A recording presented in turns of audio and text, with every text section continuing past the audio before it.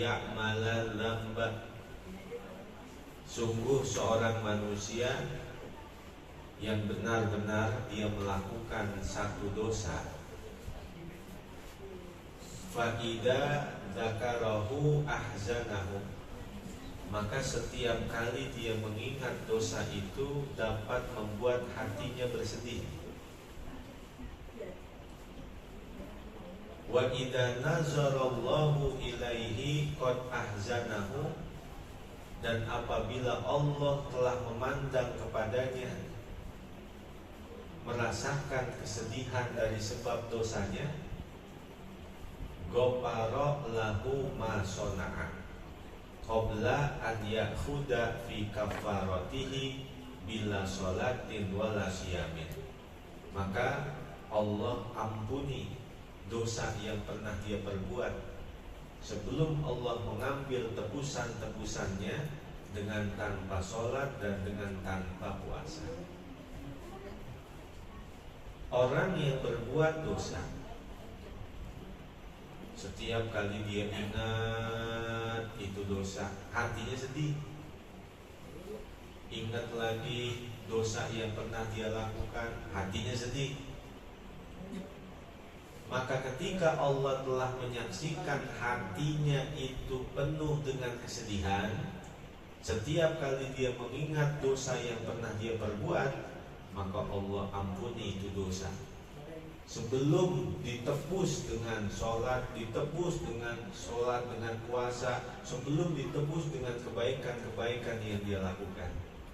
Cukup dengan kesedihan, setiap kali dia mengingat dosa tersebut, Allah sudah ampuni dosa-dosa itu.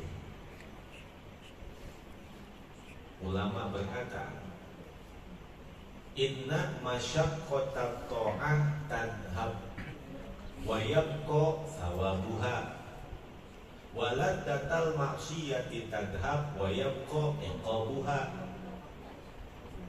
Selelah-lelahnya ibadah yang dilakukan seorang manusia, lelah itu akan hilang, dan yang tersisa adalah balasan-balasan kebaikan dari ibadah yang dia lakukan itu akan kekal langgeng dan abadi. Sedangkan keledatan kemaksiatan yang dilakukan itu akan hilang. Senikmat-nikmatnya, seledat-ledatnya kemaksiatan itu, kenikmatannya, keledatannya akan hilang, dan yang tersisa adalah siksaan dan adabnya. Maka orang diajarkan, wasta'inu bis-sabri was-shalah wa innaha lakabiratun illa 'alal khashi'in. Mintalah pertolongan kepada Allah dengan dua perkara, yaitu dengan sholat dan kesabaran. Dan sungguh dua perkara itu adalah perkara yang berat, kecuali bagi orang-orang yang khusyuk di dalam sholatnya. Apa itu khusyuk? Al-khusyuk sukunul jawarih wa hudurul qalbi.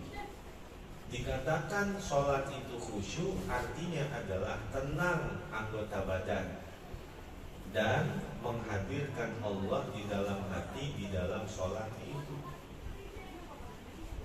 Makanya Al-Imam Al-Ghazali ngajarin kepada kita,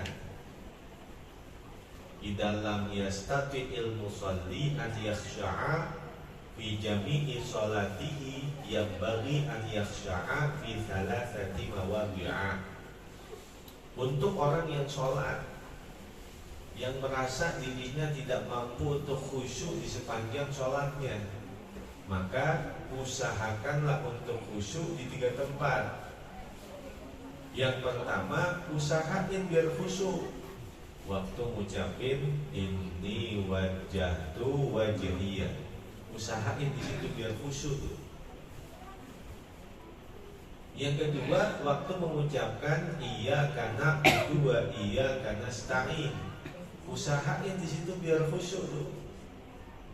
Karena 3 imam menyepakati, yaitu Imam Malik, Imam Hanafi, dan Imam Hambali, makmum ketika sholat di belakang imam gak perlu baca Al-Fatihah dan sholatnya sah. Sedangkan madhab kita, madhab Al-Imam Asy-Syafi'i, siapapun orang yang sholat, apakah sendirian ataukah berjamaah, tetap wajib membaca Al-Fatihah di tiap-tiap rakaatnya. Dan tempatnya ketika dia menjadi makmum saat imam membaca surat. Imam baca surat, kita makmum baca Fatihah. Tujuannya apa? Supaya jangan mendahului imam walaupun dalam keadaan rukun qauliyah. Bukan hanya rukun fi'liyah kita tidak boleh mendahulukan imam. Rukun qauliyah pun kita tidak boleh mendahului imam, yaitu saat imam membaca Al-Fatihah kita tidak boleh mendahulukannya.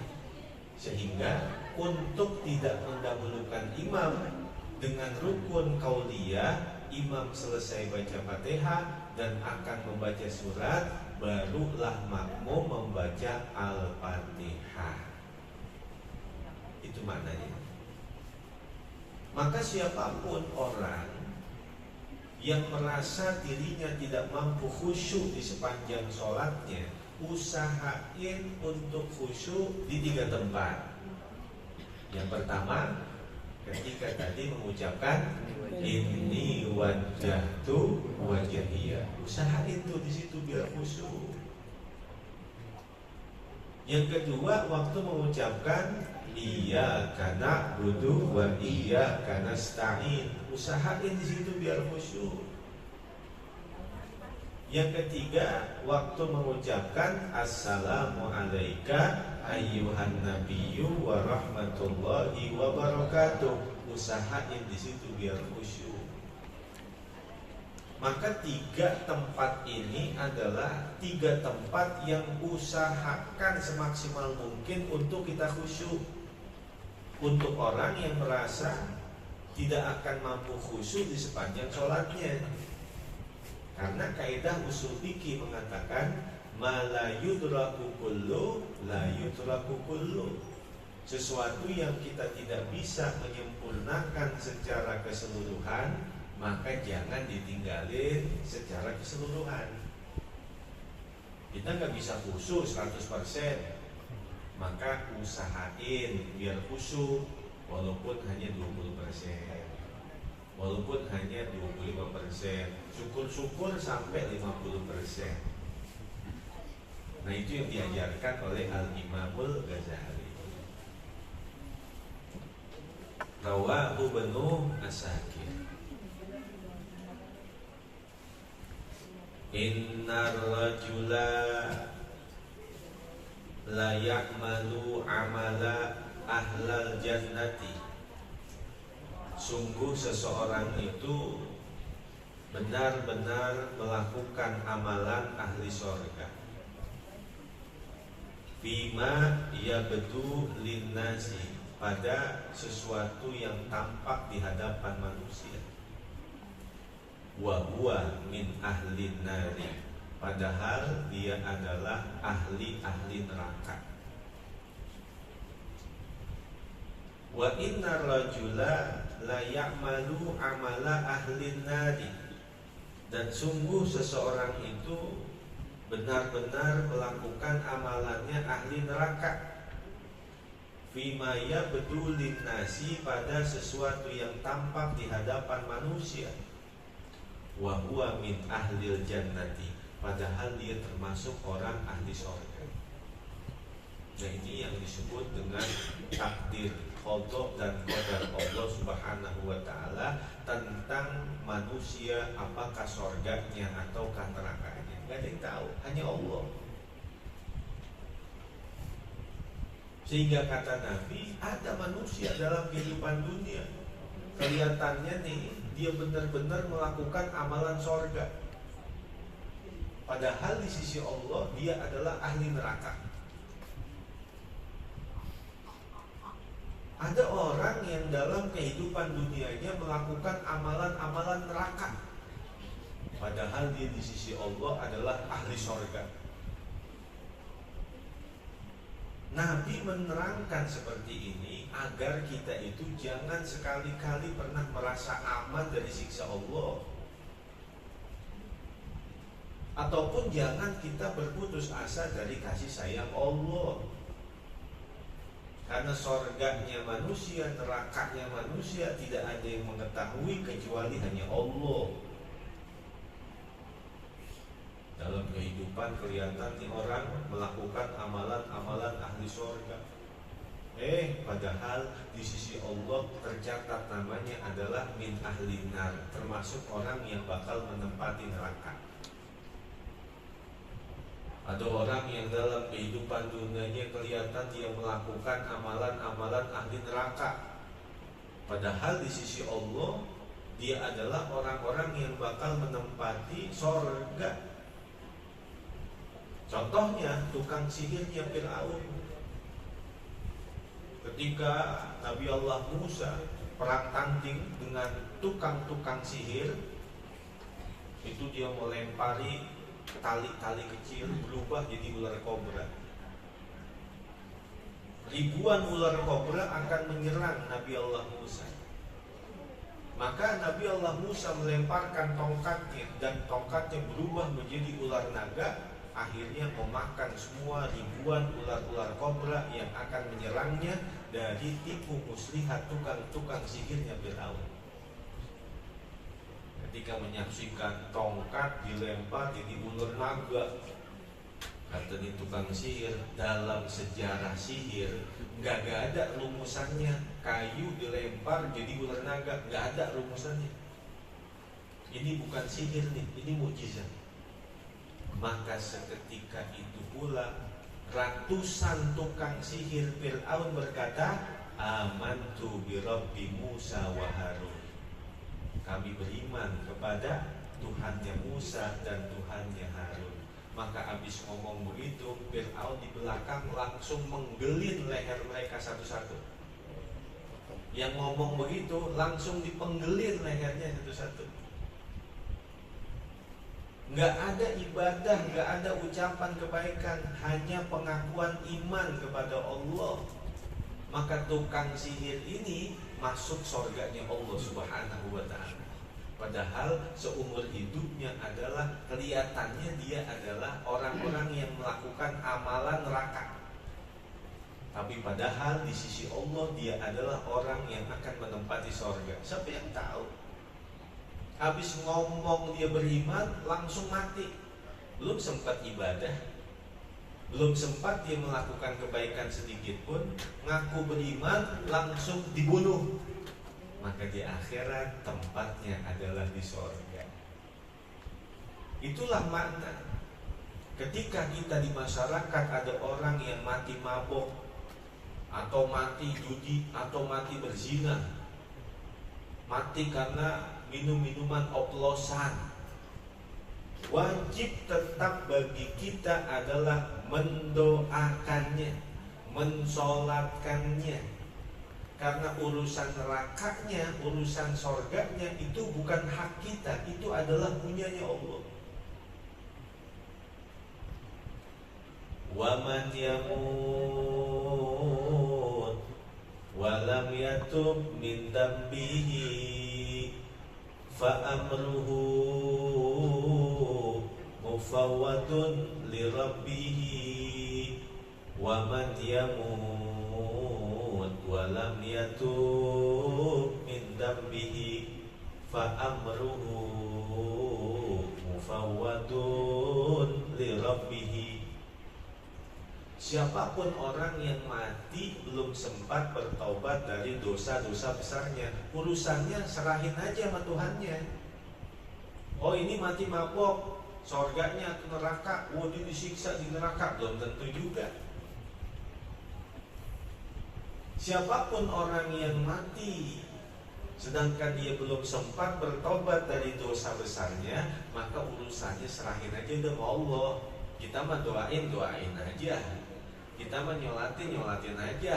Mau jadi ampunin kek, kagak kek, sorga kek, neraka kek, lah itu bukan urusan kita, itu urusan Allah udah. Ada orang mati bunuh diri, ya udah kita nyolatin aja. diundang tahlilan, matinya dia mati mabuk itu, matinya dia mati oplosan itu. Kita nyolatin apa kagak ya? Tahlilan apa kagak ya? Doain mendoain aja. Nanti itu orang diampunin apa kagaknya, itu bukan hak kita, itu haknya Allah. Makanya tingkatan di neraka itu namanya darokat. Kalau tingkatan di sorga namanya darojat. Kalau pulang tahlilan namanya berkat. Dikatakan darojat itu semakin tinggi, semakin baik, semakin agung, semakin mulia. Maka yang paling tinggi adalah sorga Firdaus. Itu tempatnya para nabi, tempatnya para rasul tuh. Kalau di neraka namanya darokat, artinya tingkatannya ke bawah, ke bawah, ke bawah, ke bawah. Semakin ke bawah, semakin serem, semakin serem, semakin serem. Maka neraka itu ad-darkul ula fihil muhammadiyun. Tingkatan neraka yang pertama, yang paling atas, itu adalah neraka yang akan ditempati oleh umat Nabi Muhammad yang melakukan dosa. Lalu di bawahnya tuh wasani, tingkatan yang kedua, wasani fihin nasara.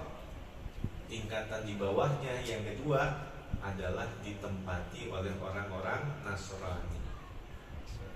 Wasalitu fihil yahudu. Dan tingkatan yang ketiga adalah ditempati oleh orang-orang Yahudi. Ar-rabi'u fihi sabiun. Tingkatan yang keempat adalah ditempati oleh orang-orang sabiun. Animisme, dinamisme. Al-khamisu fihil majusu. Tingkatan yang kelima ditempati oleh orang-orang penyembah api, majusi. As-sadisu fihi musyrikul arabi. Yang keenam adalah ditempati oleh orang-orang musyrik di bangsa Arab yang menyembah berhala, patung-patung. Wasabi'u fihil munafiqun. Dan tingkatan yang ketujuh itu akan ditempati oleh orang-orang munafik. Maka tingkatan yang ketujuh dari neraka adalah tingkatan yang paling bawah. Itu yang paling serem. Innal munafiqina fid-darkil asfali minan nar. Orang-orang munafik itu berada di dasar jurang paling bawah dari neraka jahanam. Jadi tingkatan kalau ke neraka ke bawah, ke bawah, ke bawah, ke bawah. Namanya darokat. Kalau tingkatan sorga ke atas, ke atas, ke atas, namanya darojat. Rawahul Bukhari wa Muslim.